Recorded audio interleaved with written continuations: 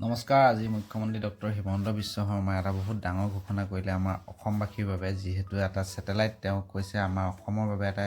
বিশেষ স্যাটেলাইট কেৱল অসমৰ বাবে এটা বিশেষ স্যাটেলাইট থাকিব যেটো আপোনালোকক মই ভিডিঅ'ত দেখুৱাম হিমন্ত বিশ্ব শৰ্মা ডাঙৰীয়াই কি ক'লে আৰু এইটো হলে আমাৰ বহুতখিনি সুবিধা হ'ব কিছুমান কথা তেওঁ কৈছে বাংলাদেশীজন দেখিম বা সেইখিনি কথা মই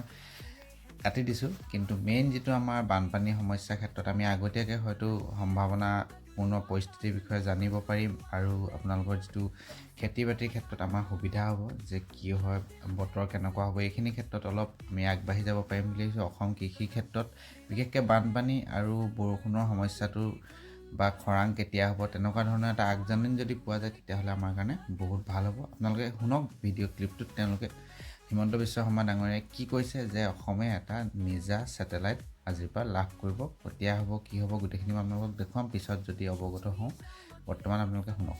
Spoken about launching a satellite of our own because Assam is a flood-prone state.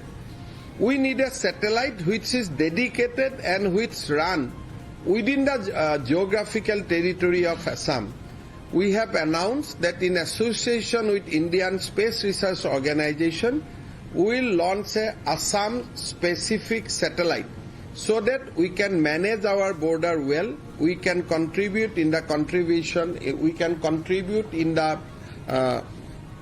farming sector, we can also predict floods. We have also announced to Assam, we want to take Assam as an emerging soft power. কিন্তু অসমৰ আকাশত যদি আমাৰ এটা satellite any time উৰি থাকে বাংলাদেশী এজন আহিলেও স্যাটেলাইটটো আমাক ক'ব পাৰিব ব্ৰহ্মপুত্ৰৰ বানপানীৰ বিষয়ে অৰুণাচলত পানী থাকোতে আমাক ক'ব পাৰিব আৰু এই স্যাটেলাইটটো যদি আমি পাওঁ তেতিয়ালে খেতিৰ ওপৰত বতৰ কেনেকুৱা হ'ব 3 মাহ আগতে আমাক ক'ব পাৰিব so Assam will be the first state in our country